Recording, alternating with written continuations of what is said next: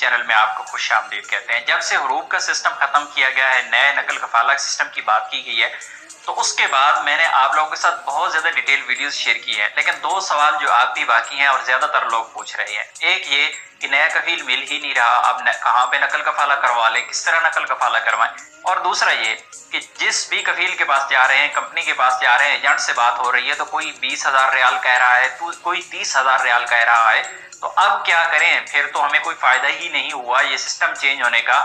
یہ نقل کفالہ ہم کروائیں تو اتنی پیمنٹ ہم کہاں سے کریں گے، اور یہ اتنے پیسے لوگ ہم سے کیوں مانگ رہی ہیں، کیوں ڈیمانڈ کر رہے ہیں؟ تو ان دو سوالات کا جواب انشاءاللہ یہاں پہ آپ کو ڈیٹیل میں ملے گا۔ سب سے پہلے ہم بات کریں گے جو زیادہ پیسے ایجنٹ آپ سے مانگ رہے ہیں، یا نئے کفیل مانگ رہے ہیں، یا نئی کمپنی والے۔ اب آپ کے جو سابقہ اقامے ہیں وہ ایکسپائر ہیں، تو کہا یہ گیا ہے کہ جو سابقہ اقامے ہیں، اگر نیا کفیل یا کمپنی اس کو پیمنٹ کی بات کرتے ہیں کہ ہم پے کریں گے، تو پھر آپ کا نقل کفالہ ہو جائے گا۔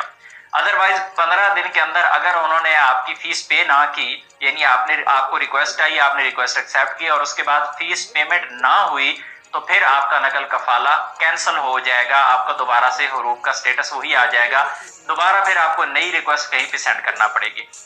لیکن اسٹارٹ میں ایک چیز کلیئر کرتا چلوں، 60 دن کا ٹائم دیا گیا ہے۔ جو لوگ ان 60 دنوں میں فائدہ اٹھا گئے، چاہے وہ خروج نہائی لگوائیں، چاہے نقل کفالہ کروائیں، اگر 60 دن کے بعد آپ یوں سمجھیں گے کہ 60 دن کے بعد بھی ہمارے پاس ٹائم ہے یا پھر ہم کوشش کرتے رہیں گے، ایسا نہیں ہوگا، پھر آپ کو نقصان اٹھانا پڑے گا۔ 60 دن کے اندر اندر آپ نے جو بھی فیصلہ کرنا ہے، خروج نہائی یا پھر نقل کفالہ۔ اب فیس کی جانب آ جاتے ہیں کہ آپ سے پیسے کیوں مانگے جاتے ہیں۔ تو جو سابقہ آپ کے اقامے ہیں ان کی فیس پے کرنا ہی کرنا ہے۔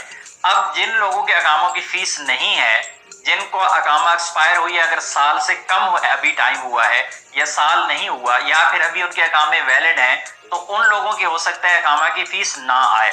اسی طرح ایسے افراد جو چھوٹے مصصہ میں ہیں، ان کے اقامہ کی فیس ہو سکتا ہے نہ آئے، لیکن جو بڑے مصصہ میں کمپنیوں میں کام کرنے والے لوگ تھے، ان لوگوں کی فیس آئے گی سابقہ اقاموں کی، صرف اقامے کی فیس نہیں ہے۔ اگر آپ کے اقامے کی فیس 9,600 ریال ہے تو اس کے ساتھ آپ کو پے کرنا ہوگا فائن، کیونکہ ایک دفعہ اقامہ ایکسپائر ہو جائے تو اس کا فائن ہوتا ہے 500 ریال، دوسری بار اقامہ ایکسپائر ہو جائے اس کا فائن ہو جاتا ہے 1000 ریال، پھر وہ 1000 ریال ہی رہتا ہے۔ اگر آپ کا اقامہ ایکسپائر ہوئے 2 سال ہو چکے ہیں یا 3 ہو چکے ہیں تو 1000 ریال وہ ایکسٹرا آپ کو پڑتا ہے۔ اسی طرح آپ کے جو 2 اقامے ہیں ان کی فیس بھی آپ کو پے کرنا ہے۔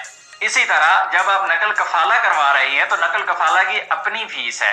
پہلے جب آپ نقل کفالہ کرواتے تھے تو آپ نقل کفالہ کی فیس 2000 ریال پے کرتے تھے، دوسری بار پھر 4000 آگے بڑھتے جاتے ہیں، تو وہ فیس میں ساتھ میں ایڈ ہو جاتی ہے۔ تو یہ سارے کے سارے ملا کے اگر آپ کا اقامہ کوئی اگر ایکسپائر ہے 3 سال کا، تو یہ ہو سکتا ہے کہ 30,000 ریال سے بھی اوپر چلی جائے۔